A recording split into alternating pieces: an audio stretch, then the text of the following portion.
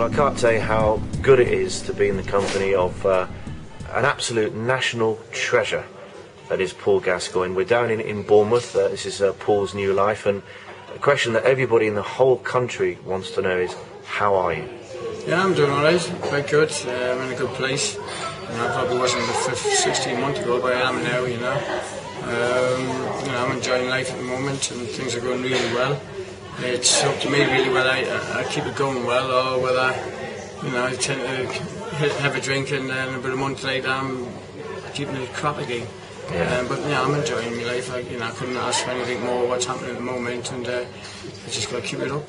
Your trials and tribulations have been well chronicled over the years. Nobody's enjoyed the journey that you've taken, least of all you, of course. But you know, you're sorting yourself out, aren't you? Well, I've been in this position loads of times, so it's quite easy to get myself in a good place again. It's maintaining it, you know. And the main thing as well is enjoying what I'm doing. You know, I sometimes get so well for the wrong people, or for different reasons, and this time it was for myself, I would say. And you know, if I mess up, then I haven't let anybody down but myself. You know, but like I said, you know, the fishing rods are back out. I'm playing a bit of football. I don't watch that much football. The reason why I can't understand, I can't believe players are on massive wages and how bad they are. Like I said before, you know, it's unfortunate. I would hate if my wife was more famous than me in the Premiership, and probably 70% of the players' wives are. I wonder what you would have been on if you'd been playing today. Yeah, well, yeah, definitely. I mean, in Lazio, I was on 100 grand a month at Lazio, so that was 20 odd years ago. So, you know, but they taxed you 60%. The problem with you, Paul, though, is that that 100 grand a month you blew, and most of it wasn't on you. In fact, nearly all of it wasn't on you. Well, you know, I just give it. As soon as my wages come in, I give a lot to my ex-wife, which was my wife at the time, and I give the rest to my family. And I just all I want to do is play football. So money didn't interest me. You know, sometimes it doesn't nowadays, but it's a help. But you know, people say, wasted on drink. No, when I went out, I could drink free, and you know, any other stuff, I was always giving it. You know, people were willing to buy a pint here and there. You know. But just nowadays, I'm just on my toes and just aware of everything. You know, I think the reason with drinking I lost so much was to lawyers and embarrassers with taking the mickey out of it. You know, and I was losing a lot to them really. And I think with us being sober, you know, I can see the light more clearly. And you know, it's given me a chance now to work on getting some of this money back. But it doesn't really bother that side. The best side is I wake up every morning with a smile on my face and looking forward to the day. Now, people must understand that for a start, alcoholism is not a choice, it's an illness. And secondly, there's no point in me saying to you, oh, are you cured? Because the answer is you'll never be cured, will you? No, yeah, I mean, I've got this for life, you know, but if I drink again, it's because I want to, it's not because anything else happened. You know, it's a progressive illness, and it just, you know, sometimes you think, oh, poor me, drink, I say, but no, it's the fact that I have an illness, and it's nobody else's fault. I was born with it, probably. Just it hit us late on in my career. But I still, I didn't want to. I still thought I wasn't an alcoholic, and I have done for years. But like I said, I've had 3 years sober. I've done a year sober. The last 6 years, I was 9 months sober every year. As soon as I have a drink, someone rings up the pressure hound, and say I've been drinking for the full year, and I haven't. But I'm happy being sober. I don't cause any problems, and I don't have to look at me mobile phone the next morning and go, oh my God, what have I done now? But all the various problems you've had, and I mean, you did do a bit of cocaine for a while, as you've admitted. But apart from that, all the other problems were drink related, and all down to the drink. Were there nothing else? I just dabbled in that for about 6 weeks. The cocaine, which you didn't enjoy, did you? No, I didn't. I went in the loony bin for 11 days. But I was okay in there. I knew I was going to get out very quickly, and I did. And then it was mostly the drink with me. But like I said, I'm in a good place at the moment, and may continue. It's only me that'll mess it up if I drink again. And, but I'll never say never with the drink, because I don't want to put myself under any pressure with that. I mean, you're not the only footballer to have these problems. I'm just wondering, why is it, do you think, Paul? Is it just because you start off being very young, and there's a lot of money and a lot of fame, a lot of adulation, and also perhaps even just playing football in front of hundreds of thousands of people is a drug in itself. Yeah, I mean, I love playing in front of big crowds. It doesn't bother me. It doesn't bother me who I was up against. But you can see some lads, honestly, and I'm not even on about guys that are actually playing in the Premiership. I'm with guys who are still 16, 17. Some of them probably on 10 grand a week, got a sponsored call. And these guys haven't even put foot on green grass before, out in the Premiership, you know, out playing, and that's the problem we've got, you know, and the fact that these guys, the young players, don't have to clean boots anymore, they don't have to put kit out, you know, and we're spoiling them, and that's why we've got hardly any good talent coming through. You know, if we did, then we wouldn't have to keep looking at a board to bring in players. You know, we've got some great young kids, great players, but there's not as many as we should have, you know. We might have a majority of maybe 10.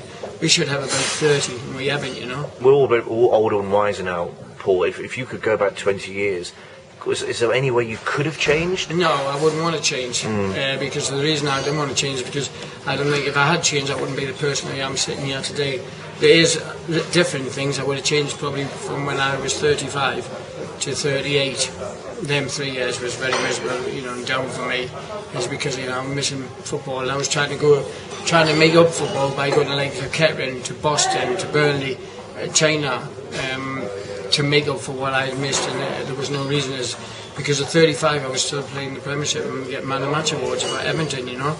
So, you know, that's where I was at 35, with loads of medals, I like thing in my cupboard, and some great memories. Well, it's so good to see you as chipper as you are. You've had a bit of a rough ride, not in your early days, and you had the most unbelievable career, but certainly off the pitch over the last few years, it's been a bit rough. Are you sort of wiser and older and mature? What have you learned from your experiences? You know, I don't want to take any. You know, I'm still going to be fun. I keep telling them I call myself Peter Pan. But I've learned a lot to be very, very careful of lawyers, solicitors and barristers, because they can actually cane you. As I've found in the last month, I didn't have any lawyers when I come here. You know, and I've had to deal with 3 of trying to get as much money out as possible, and I don't owe them anything. They've been sorted out, but just aware of people like that, you know. And any young footballers, be careful of agents. And if you've got a problem with an agent, I would, if I was playing, you know, I'm alright now, but if I was playing, have a word with the managers. You know, I'd love to be, say for instance, I should have took more notice of Terry Venables when I was younger. But like, I'd love to be a young player, 21, and have a problem with an agent and seeing go to Man United and having a word with Alex Ferguson saying, can you help it? Or Brian Clough, look at the problem with this agent. They know where it was sent. That was in playing days, but you know, I'm alright, I'm wise enough now, you know, and I know who the right people are and who to talk to and who not to talk to, who to walk away, and, you know, and I find it a lot easier now to change my mobile number, which I have done in the past. I guess one of the problems was you were just so famous. You were such a good footballer, obviously, but also, you know, the 1990 World Cup and 96 and that wonderful goal you scored, and then the dentist chair celebration, and you were just... I guess you couldn't walk down the street without someone wanting to buy you a drink.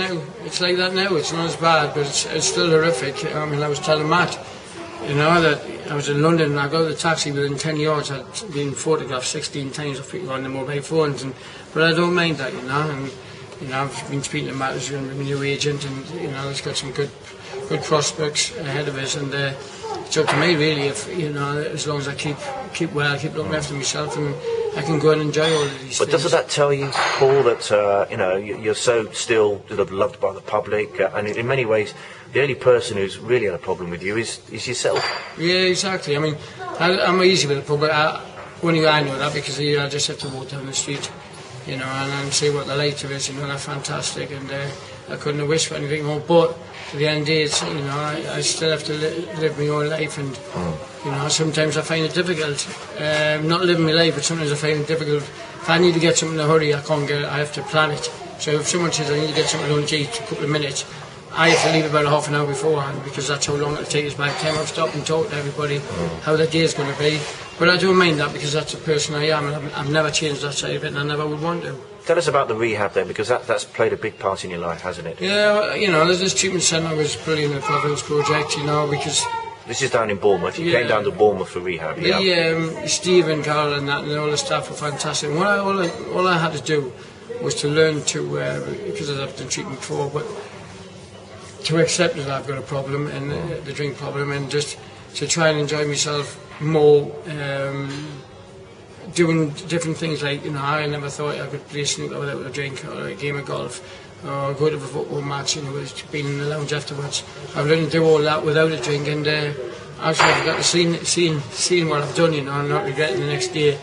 And you know, I just want to continue doing what I'm doing, you know. And if I do drink, then I have had a drink, and it's got nothing to do with anybody else. And I ain't bothered this time what the print. But the thing is, why do I want to drink when, you know, I've had a great 1 year so for 16 months, and just want to keep on building on it. Yeah, Newcastle are flying, doing really, really well. I'm pleased for them, and pleased for Mike Ashley, because he took a hell of a lot of stick. We need to improve what we are, and I didn't like it when we says we've got they're young, inexperienced international players. Well, unfortunately, 10 of them played in the Premiership on 100 grand plus a week. There was one I beat about 5 players and 5 touches and then scored. I mean, that was against pressure, I think, away when I played with Lazio. But yeah, the free kick against Seaman takes some beating, because he was a world-class keeper. Yeah. He shouldn't have went for that. He was better off leaving that. He made himself look more going for it. Never mind, Dave, I've spoken to him about it. And Colin Henry obviously won. I think he's still at Wembley.